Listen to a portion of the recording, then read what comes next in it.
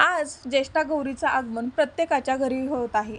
ज्येष्ठा गौरी ही माहेरवाशी नसून ती माहेरी आज येते। ज्येष्ठा गौरीचं आगमन करताना आपण कुठल्या काळजी घ्यायच्या आहेत आणि त्याचसोबत राहू काळ जो आहे त्या वेळेत आपल्याला ज्येष्ठा गौरी आहेत त्यांचं आगमन करायचं नाही।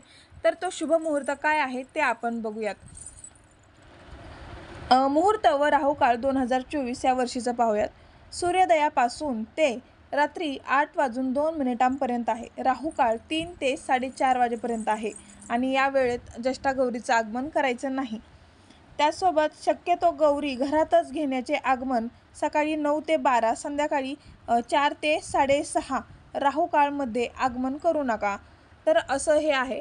तर ज्येष्ठा गौरी आगमन करताना आपल्याला ही काळजी घ्यायची आहे की आपण सगळ्या ज्या सुवासिनी आहेत 16 तर त्यांना बोलवायचं आहे किंवा 5 भेटल्या, 7 भेटल्या, 11 भेटल्या किंवा काही असतील तेवढ्या भेटल्या तरीही चालेल। त्यांचं छान असं औक्षण करायचं आहे। आपल्या तुळशी वृंदावनजवळ छान रांगोळी काढायची आहे। त्यासोबत तिथे पाटा ठेवून त्यांचे मुकुटे धान्यावरती ठेवायचं आहे, म्हणजे ताटामध्ये धान्य घेऊन त्यामध्ये ठेवायचं आहे। आणि त्यानंतर लक्ष्मी कोणाच्या पावली आली आपण जे काही वाक्य बोलतो ते बोलायचं आहे आणि त्यानंतर आपण लक्ष्मीला घरात आगमन करायचं आहे। तर ही होती आजचा शुभ मुहूर्ताची वेळ, तर ती मी तुम्हाला सांगितली आहे।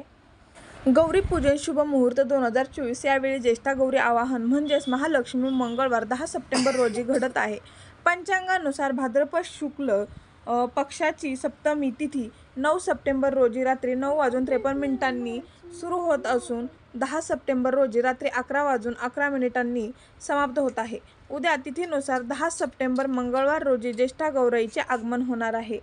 गौरी आगमनाच्या दिवशी गौरीचे पूजन केलं जातं आणि तिसऱ्या दिवशी गौरी विसर्जन केलं जातं, मात्र दुसऱ्या दिवशी आपण गौरीचं पूजनही करतो।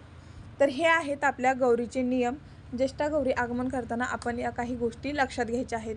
चला तर भेटूयात नेक्स्ट माहितीसोबत, तोपर्यंत बाय।